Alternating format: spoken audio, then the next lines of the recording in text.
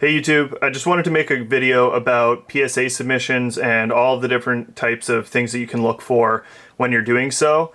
The things that you're going to want when you're submitting to PSA, one is these sticky notes. I just got these from the dollar store, sticky tag notes. They're little peel and sticks.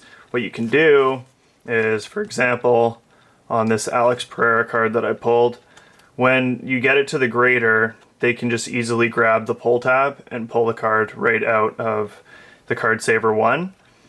Which leads me to the next things. You're obviously going to want to have your penny sleeves. These are crucial. Doesn't really matter too much about the color, just make sure that the penny sleeve actually fits and that you're getting some good quality ones.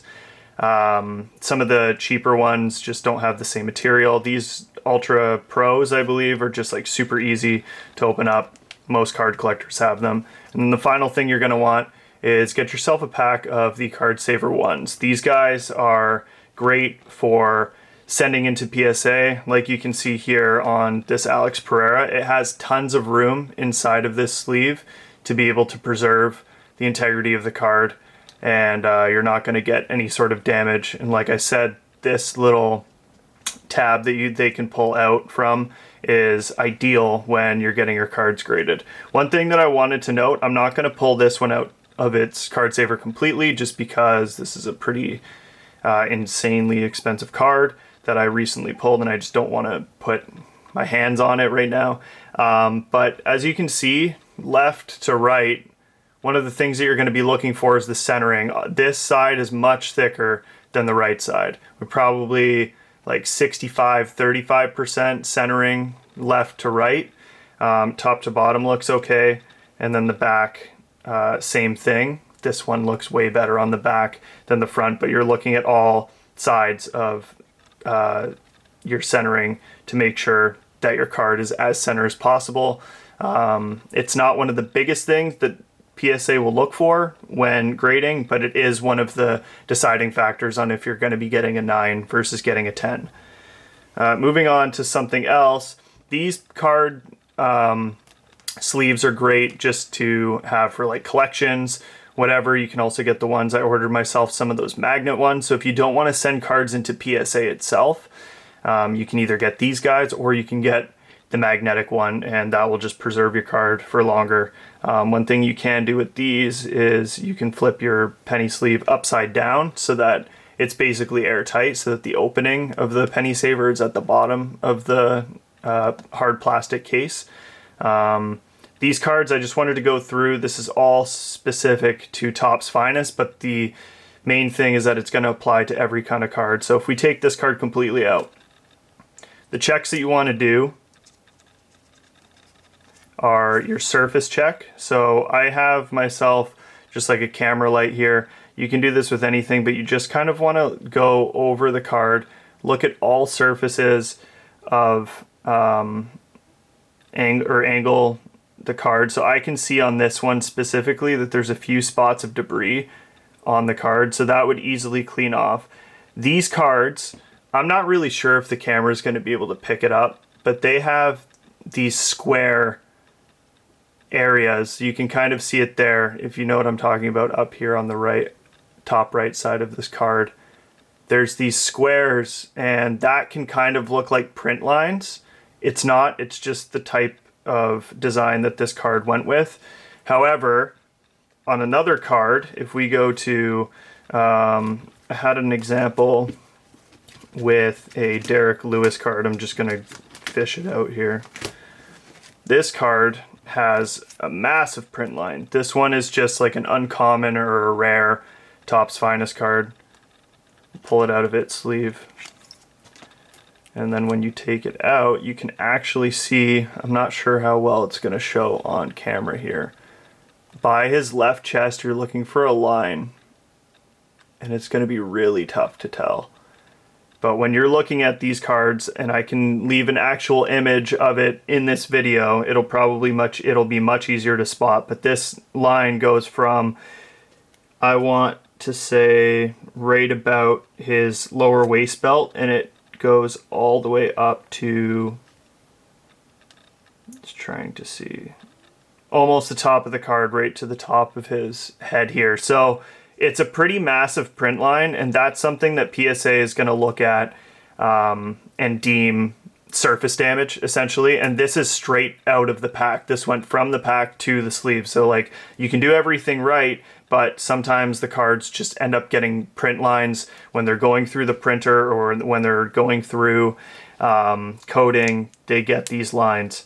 Some other stuff that you're going to be looking for is your edges. So you're going to look at every single one of your edges on the card. This one specifically has a little white mark on this spot here. That will just flatten right out and you can just take it right off. But these cards have some residual cardboard from when they were cut, and so it stays on the card. It comes off easy. I wouldn't do anything too crazy with it, but you can remove those little pieces of debris from the printing press, and it will just give you a better chance at getting some really good edge wear marks on the PSA grading system. Again, you're going to look for centering, you're going to look for your edges, you're going to check all of your corners. Make sure that each one of the corners is square, that it's not miscut. You don't want to see any dings. You're looking really closely. Like, I mean, I can hold this card up really close and I can inspect it much better than what the camera can pick up in these specific scenarios. But those are all things that you're really going to want to look for before you're doing any sort of submission to PSA for the tops specifically. The tops finest, you want to do it with every card, but these cards have been, from what I've seen, notorious for some print errors. Some other cards, like this Yuri headliner, really good centering. I've looked at the surface, no scratches, and this is a different card variant. So these ones, like I said, they're aqua. Maybe they just printed a little bit differently. They had different printers. The headliner, this card is, I would say, pretty close to a 10. The centering on all four sides, top to bottom, right to left, looks really, really good. Surface is insane. The edges look really good, and all my corners are crisp. So if I was gonna submit this, which I won't, but if I was going to, I would expect at least a 9, if not a 10. It's very possible that this card could grade a 10. So just to give you a better scope of what I'm talking about, you can see the difference. If I can get the glare out of there, you can see the difference right to left on the Pereira card versus the Yuri Prohaska card. Some other games and some other trading cards. I have, as an example, this Dark Charmeleon. Same thing. You're going to look at all your centering. You're going to look at your edges. Make sure that you have no whitening. This one is right heavy versus left on the back side. You can just tell there's a little bit more of a border there on the right than there is on the left. You have a couple of whitening marks here. I picked this card up raw. I will be submitting this one. I expect it to get a 9.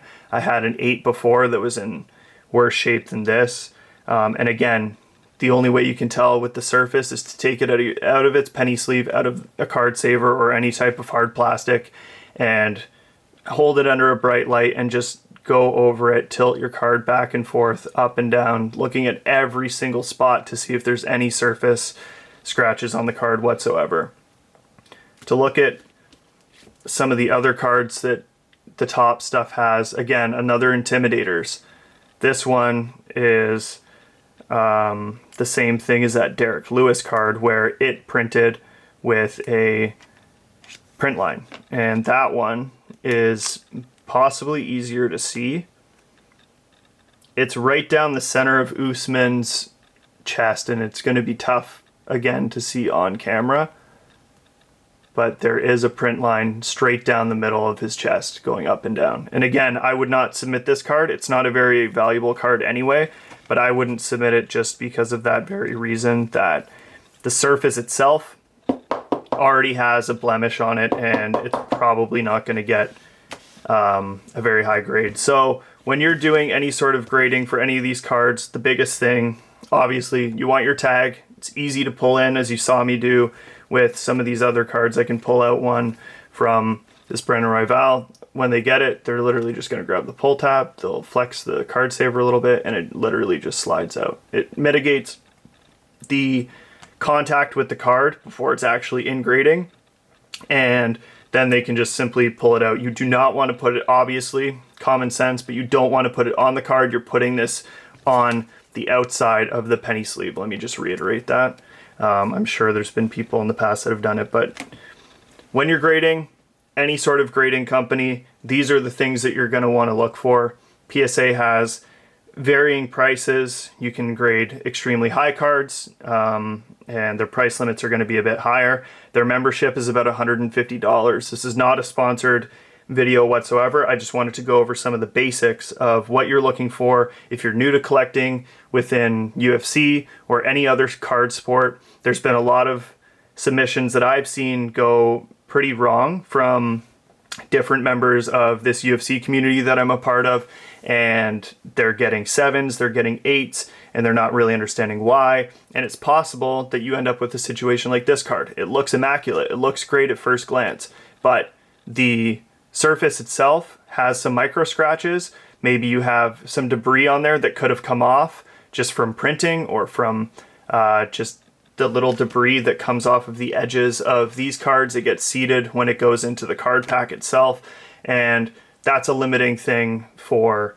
you to get the high grades. So when you want to submit this stuff, make sure you're looking into the membership. Maybe look to see if there's some friends that you can do it with, and split the cost on shipping. I've done that in the past with some of my friends, and hopefully you guys can get some better grades and grade the cards that actually will yield you some higher grades. You don't want to just submit anything.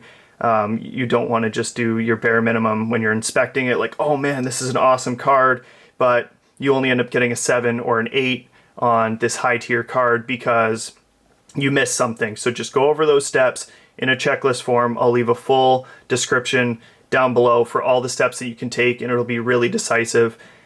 These are some of the things that I've done in the past to get some 9s, get some 10s with Pokemon and with Yu-Gi-Oh! Back in the COVID times when the whole thing was shut down, and I did pretty well for myself with my grading and the grading strategy that I just gave you. So if you guys thought that this video was helpful, then you can leave a like, you can leave a comment. If you have any sort of questions, you can always send me a message on YouTube, and I'm sure there's a way to attach images, and I can try to give you my best guidance as to the card that you're trying to submit.